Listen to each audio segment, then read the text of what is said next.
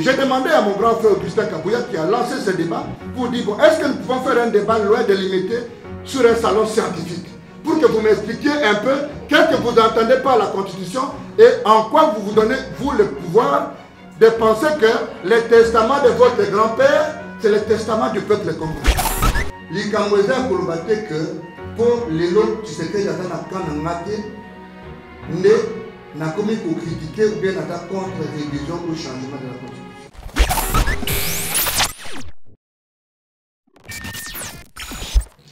Loin de toute considération politique et politicienne, il est de notre responsabilité, alors scientifique, de prendre la parole pour éviter le pire au peuple congolais.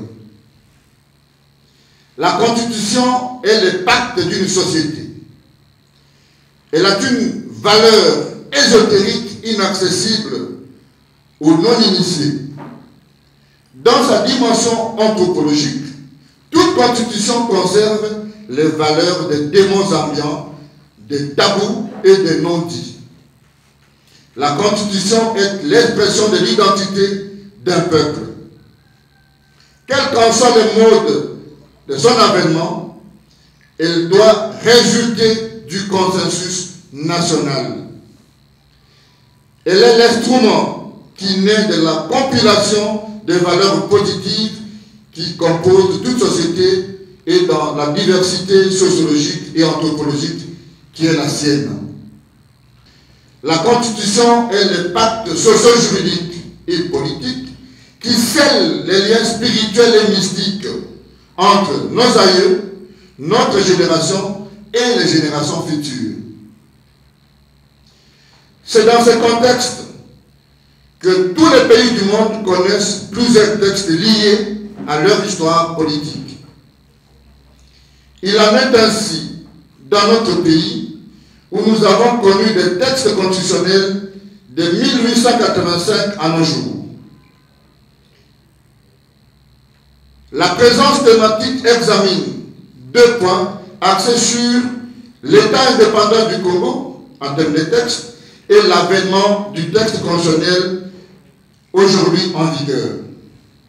De l'état indépendant du Congo, si Félix Goundoy enseigne que c'est à partir de l'acte général de la conférence de Berlin qu'ont été jetées les bases de la naissance du Congo, aujourd'hui République démocratique du Congo, Dieudonné Kalouba estime tout de même qu'il serait difficile de considérer cet acte comme un texte constitutionnel tant que sa nature juridique demeure celle d'un traité international.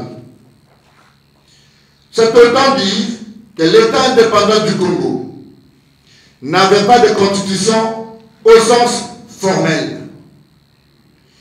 Mais au sens matériel, tous les textes ayant jeté les bases de l'organisation et de l'exercice du pouvoir politique de l'État indépendant du Congo peuvent être reconnus comme des textes constitutionnels.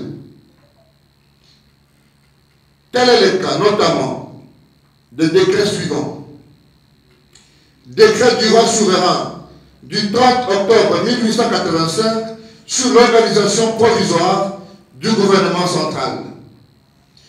Décret du roi souverain du 6 avril 1887 sur l'organisation du pouvoir local. Et selon Dieudonné Kalouba toujours, ce marasme constitutionnel a perduré jusqu'en 1908.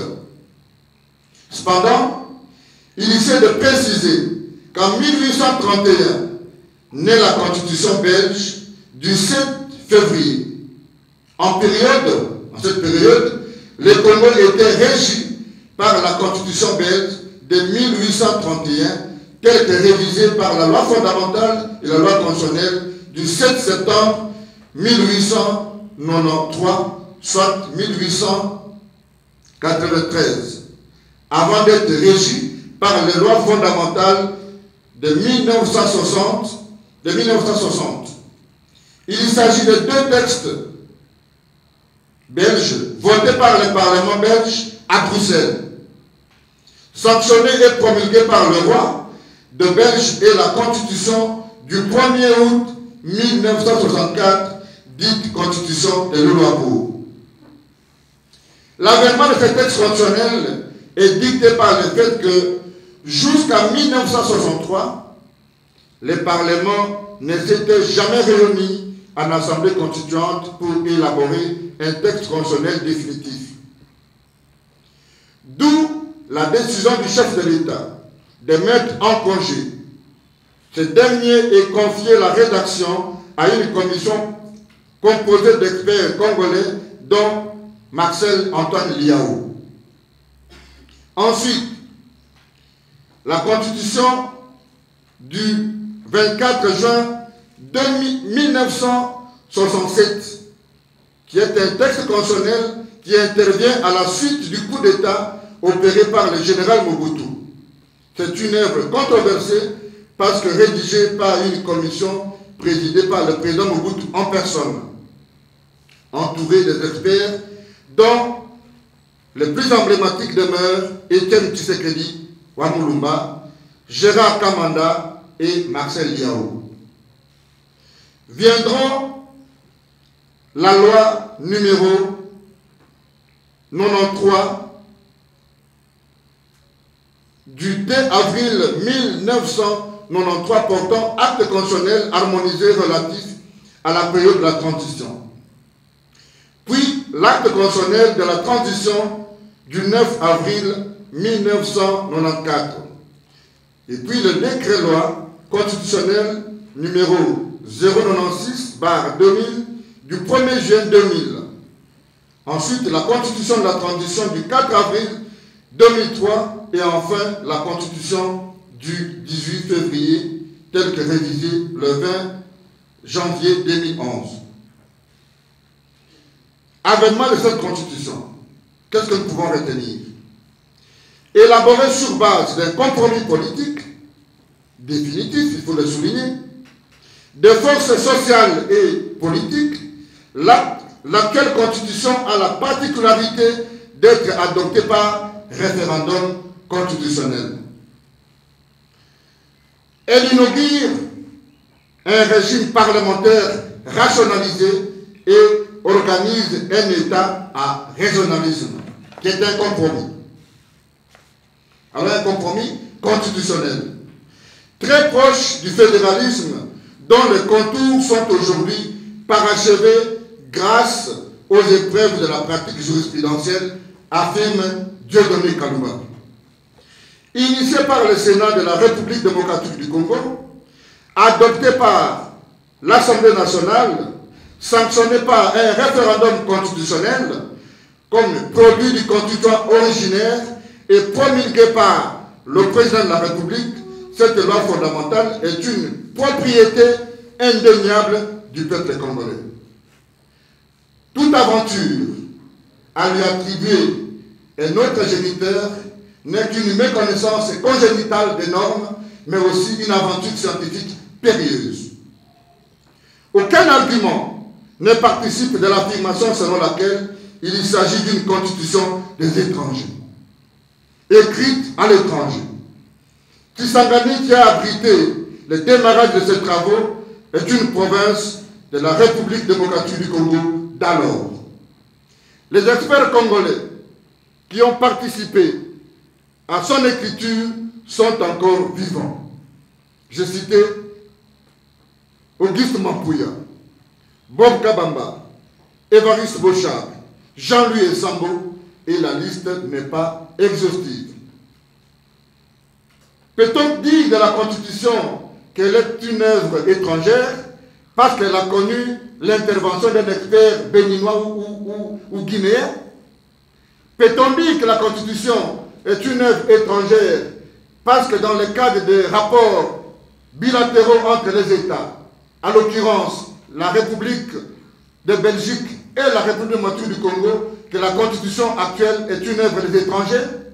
Je répète, cela dénote, si ce n'est pas de la mauvaise foi d'une aventure politicienne, c'est une méconnaissance congénitale, non seulement de l'histoire constitutionnelle congolaise, mais aussi de notre Constitution et de tous les contours de son écriture.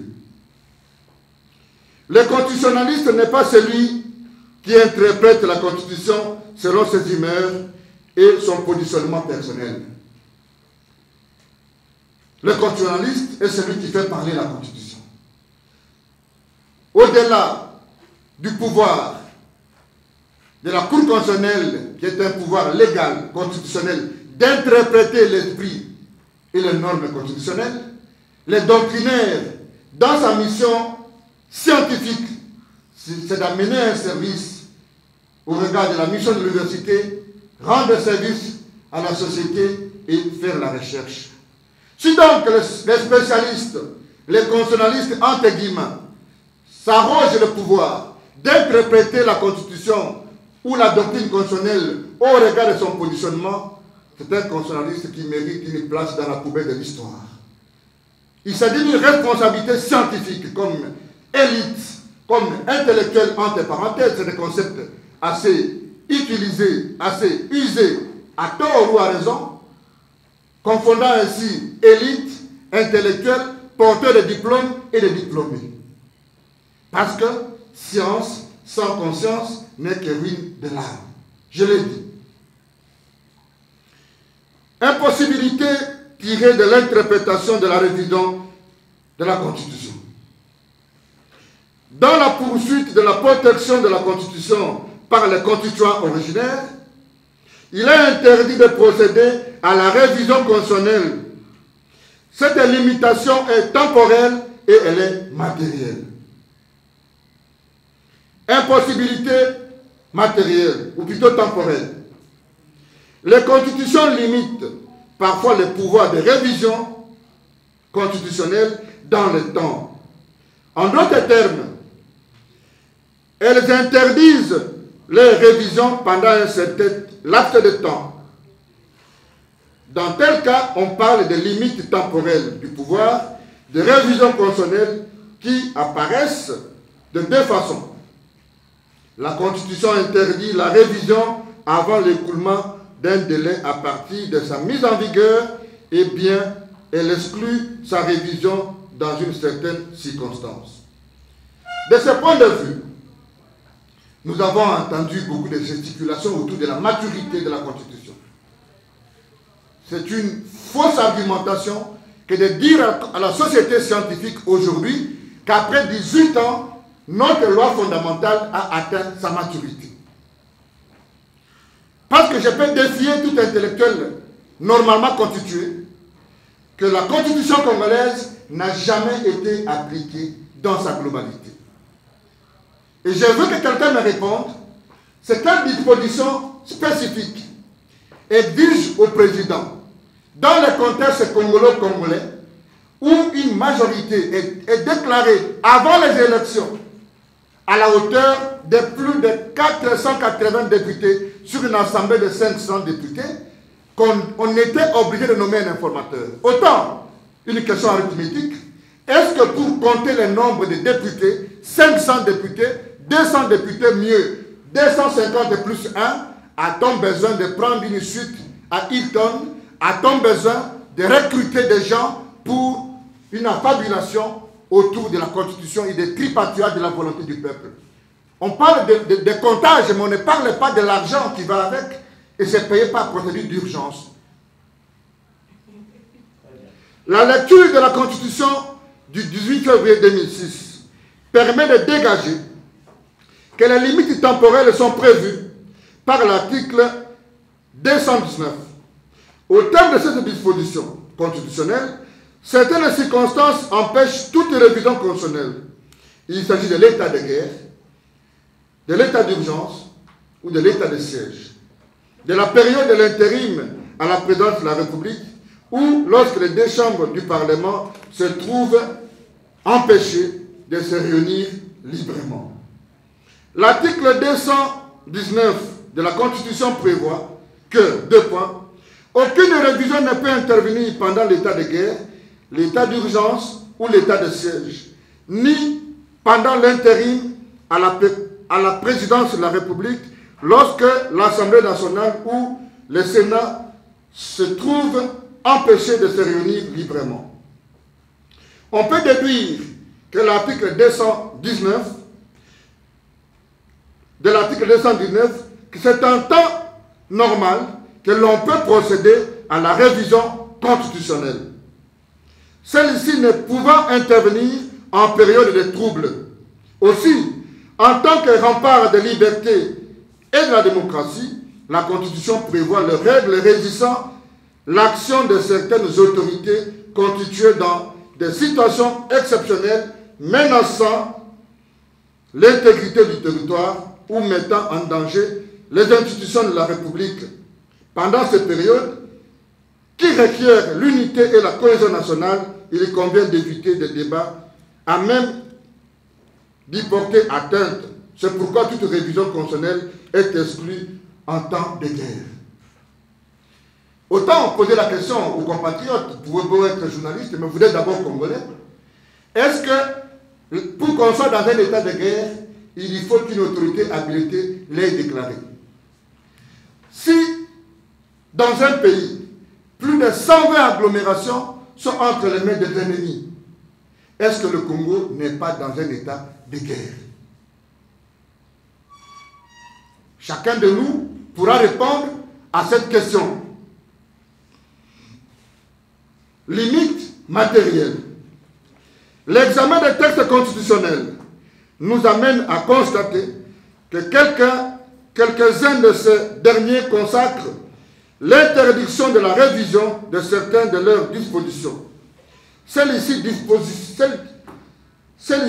ou ces dispositions sont appelées limites matérielles, limites de fond ou limites relatives à l'objet de la révision.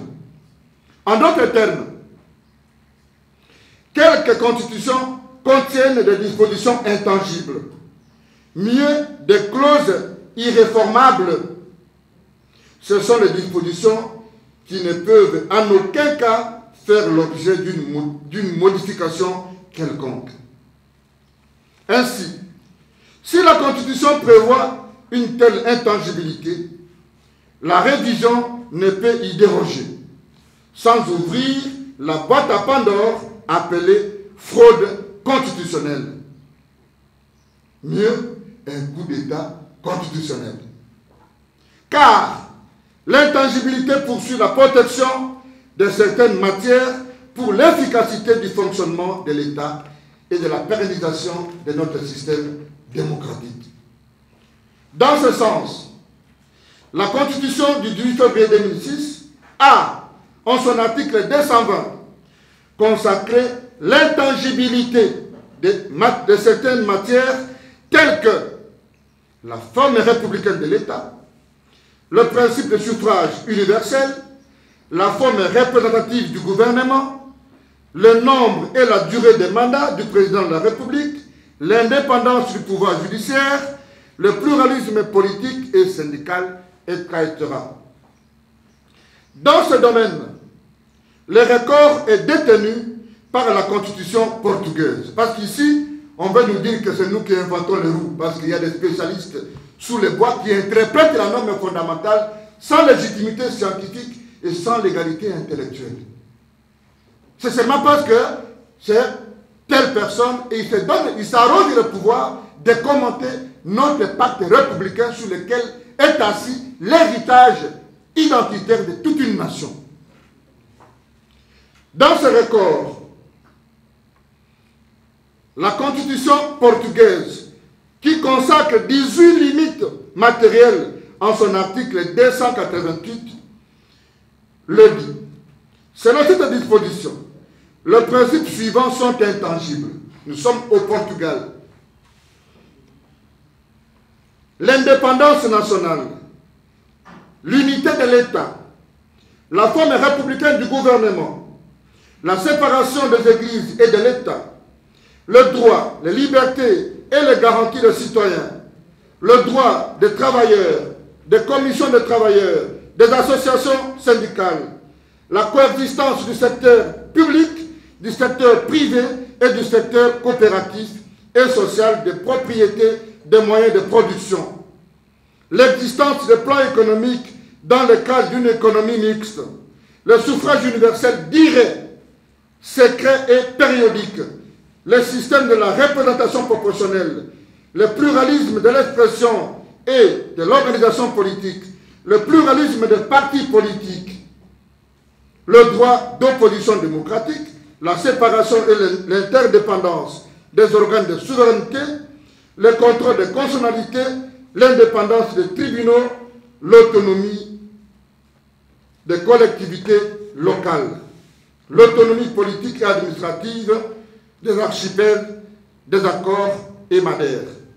La pratique congolaise de révision constitutionnelle relève que la procédure n'est pas souvent respectée et que les dispositions intangibles y sont touchées implicitement suivant une période ordinaire.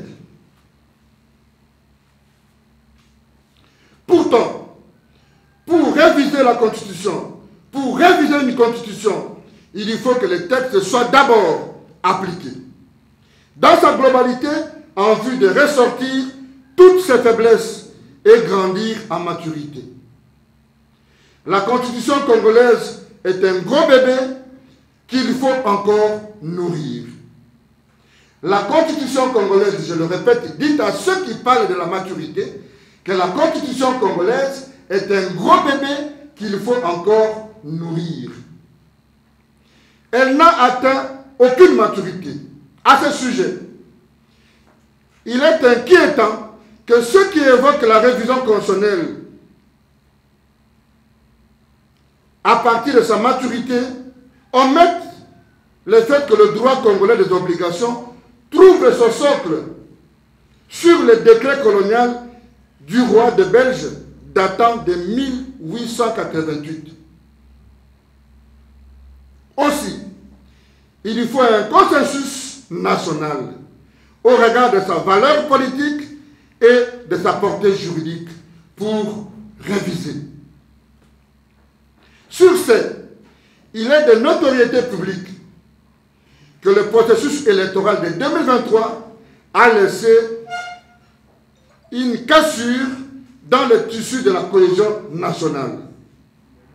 Où est Joseph Kabila, si on peut poser la question? Le père de l'alternance, pour la première fois dans l'histoire de notre pays. Qui n'a pas entendu le chef de l'État dire qu'au niveau des législatives, il y a eu des nominations? Peut-on confier à cette Assemblée nationale, du reste coopté, du reste désigné, le destin de toute une nation? Quand on a encore l'image du basculement de la majorité du FCC sous coup des raisons obscures et avec l'interprétation de la disposition relative au mandat non impératif, avons-nous une assemblée capable de traiter d'une question de légitimité de notre destin sans vendre notre âme comme peuple et comme nation, pour que tout un peuple accède à la vérité scientifique, pas politique, et empêcher toute initiative allant dans le sens d'une révision ou d'un changement constitutionnel. Un processus électoral décrié par la corruption produisant des parlementaires fruits d'une vaste opération de nomination et de fraude décriée par le président de la République lui-même. Comment peut-on soutenir que ce sont ces députés qui devraient engager ces débats? La Constitution du 18 février 2006 pourrait contenir des dispositions obsolètes, mais qu'elle n'a jamais été appliquée pour en dégager les limites. Aussi, convient-il de les rappeler dans la stricte convient-il de les rappeler dans la stricte interprétation de la Constitution du 18 février 2006 que seule une révision est possible, et de là à soutenir que de ce fait juridiquement impensable qu'une personne qui détiendrait un pouvoir constituant dérivé, conformément à l'article 218, de procéder à la modification de la Constitution. Nous avons entendu parler, et préparez-vous à l'entendre parce qu'il y a une vaste doctrine qui vient de naître sur les pouvoirs constituants décisifs. Nous avons entendu certaines doctrines, mieux certaines notions nouvelles dans la doctrine, comme celle du pouvoir constituant décisif, faisant allusion au président de la République, ou lui donnant des pouvoirs, des béquilles, de changer de régime, changer d'ordre constitutionnel pour une nouvelle République. Il est strictement nécessaire de saluer la conscience scientifique et de l'éveiller que le pouvoir constituant décisif n'est que l'attribut du pouvoir constituant dérivé et qui ne remplace pas la volonté du peuple qui est le pouvoir constituant originaire. En plus, la Constitution congolaise a déjà posé la question au peuple sur les options fondamentales. Pour que vous reteniez en un mot, on ne pose pas la question deux fois au peuple pour la même question ou sur la même question. Je demande à tout constitutionnaliste de Sorbonne, de Louvain, de Liège ou de Havard de venir me dire dans quel document jurisprudentiel, dans quel écrit doctrinal on a posé la question au peuple deux fois sur la même question, si ce n'est qu'un coup d'État constitutionnel. Même en France, le changement de la 4e République vers la 5e République aura été un coup d'État constitutionnel. Chers amis, chers compatriotes, qu'est-ce que vous pouvez retenir de mon exposé? Je tente de vous démontrer que les constitutionnalistes n'interprètent pas la Constitution au gré des vagues. Il ne s'étaille pas une conception, une compréhension de la Constitution selon qu'il a des intérêts ou selon qu'il n'en a pas.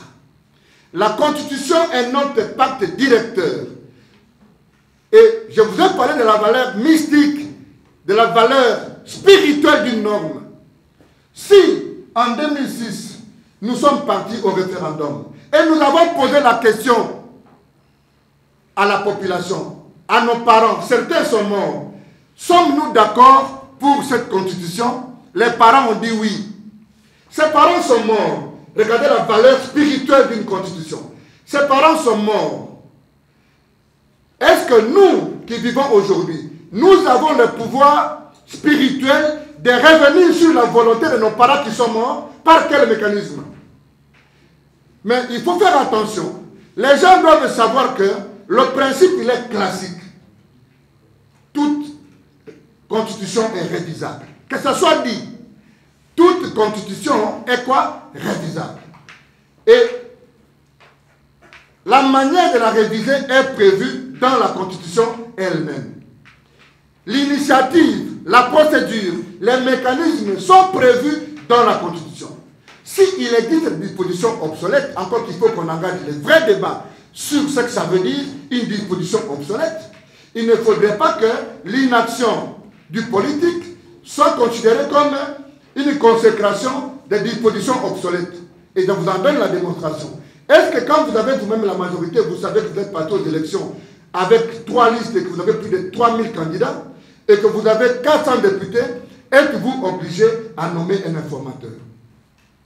Dans la même histoire, nous restitue la vérité que nous avons connu des majorités beaucoup plus composites, des majorités beaucoup plus éclatées sous M. Matata, sous M. Mouziton, sous M. Kizenga, mais que nous n'avons eu par moment de gouvernement premier s'est nommé ou le gouvernement est nommé dans 10 jours.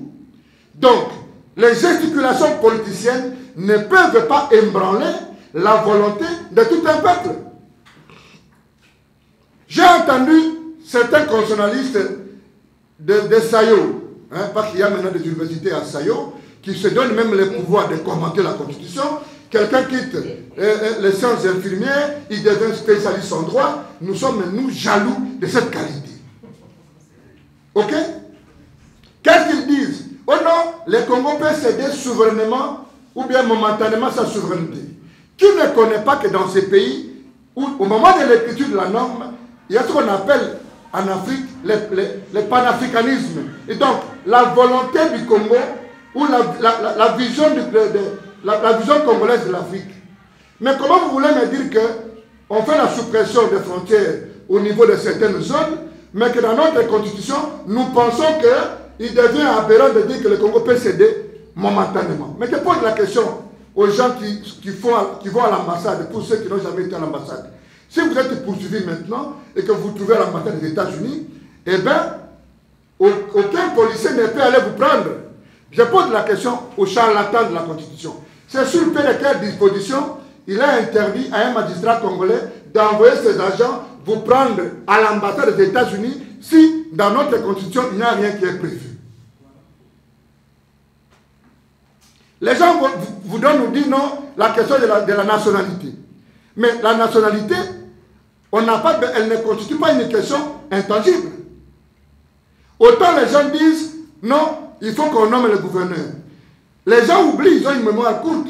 Est-ce que le problème qu'il y a entre le gouverneur et les députés provinciaux sont liés à la Constitution? Si vous-même vous contrôlez, aujourd'hui, dans la configuration congolaise, citez-moi un seul gouverneur qui n'est pas le gouverneur de l'Union sacrée. Ça signifie qu'il existe d'autres cadres de règlement de litiges politiques qui ne peuvent pas être tamponnés dans la Constitution. Regardez la faiblesse des arguments. Nous attendons le débat contradictoire. Et j'ai demandé à mon grand frère Augustin Kabouya qui a lancé ce débat pour dire, bon, est-ce que nous pouvons faire un débat loin délimité sur un salon scientifique pour que vous m'expliquiez un peu qu'est-ce que vous entendez par la Constitution et en quoi vous vous donnez, vous, le pouvoir de penser que le testament de votre grand-père, c'est le testament du peuple congolais. Il faut que la science, à un moment donné, parle. Et nous prenons la responsabilité d'affronter quiconque se réclamerait constitutionnaliste. D'où qu'il vienne, pour qu'il nous montre en quoi la Constitution congolaise est devenue mature et qu'elle a été appliquée et qu'elle doit être changée et que son changement est fait ou bien corrobore avec le développement et la cohésion nationale. Mais aussi, l'idée qui est force. Si vous changez la Constitution sans un événement important, l'unique manière de changer de république, l'unique manière de recommencer la réécriture d'une constitution, il faut un événement extraordinaire. Comme une révolution, ça s'est fait chez Compaoré, comme une rébellion, comme ce que nous avons connu sous la Fidèle, avec toute l'évolution. Et je vous ai donné l'économie de l'évolution de nos textes avec toutes les constitutions dites de transition. Quand vous vérifiez, Mobutu fait un coup d'État à 65, il y a un acte constitutionnel de la transition et il écrit plus tard une constitution de Louvabourg. Il y a des textes constitutionnels provisoires, mais chaque texte constitutionnel définitif n'est qu'un texte qui est le produit d'un événement. Encore que ici, la constitution du 27 2006 a été sanctionnée par le peuple et donc on ne pose pas la question au peuple deux fois. Dites à ces gens qui disent que c'est le peuple qui va dénouer. Il y a un lien spirituel dans une constitution. Il y a une valeur anthropologique. Il y a une dimension ésotérique qui n'est pas accessible aux gens parce qu'ils occupent des fonctions. La science n'a pas de grand-père. La science n'a la vérité que la science. J'estime aujourd'hui que le leadership politique actuel est plutôt obsolète. Le problème que nous avons, c'est d'abord le leadership politique qui n'est pas visionnaire. Si le leadership politique n'est pas visionnaire, vous pouvez pas avoir la meilleure constitution du monde, et bien nous allons faire les surclasses. Pas que vous parlez de la médiocrité de la classe politique. Est-ce que c'est la constitution qui interdit ou bien qui autorise le fait que nous devons à la SNEL 30 millions de dollars pour une desserte en électricité normale, mais qu'on prenne 70 millions de dollars pour acheter des forages qui ont une durée plutôt de lampadaires, qui ont une durée de vie de 6 mois? Ça obéit à quelle réflexion? Nous avons connu dans ce pays un projet qui n'est pas budgétisé, l'argent soit en projet d'urgence, 500 millions. Est-ce que je peux vous citer combien d'aéroports en Afrique n'ont coûté que 300 millions aux États? Mais par Ndjili, est-ce que Ndjili c'est un aéroport? Mais l'aéroport c'est quoi? Ce n'est pas une maison, c'est l'hangar. C'est-à-dire que l'État congolais peut mettre 126 millions pour construire une salle qui est aujourd'hui inachevée, au lieu de prioriser, connaître les secteurs producteurs, connaître les secteurs qui peuvent, même du point de vue de la beauté du Congo dans le monde et de la place du Congo dans le monde, identifier ces secteurs et diffuser de l'argent. On a l'impression aujourd'hui que l'argent du trésor public, c'est de l'argent des individus. Parce qu'on ne rend pas compte. On a déposé la loi de réduction des comptes. Vous avez entendu la discussion? Il y a des institutions qui ont 3000 départements budgétaires. Alors, à quoi bon d'avoir une loi de finances si il y a un groupe d'individus qui gèrent notre argent? Est-ce que les Congolais sont sensibilisés pour savoir que c'est notre argent, ce n'est pas l'héritage d'une famille? Ok? Donc, le problème, c'est la classe politique qui est obsolète. Et donc, vous ne pouvez pas changer de texte tant qu'il n'y a pas la moralisation au sommet. Nous n'allons aller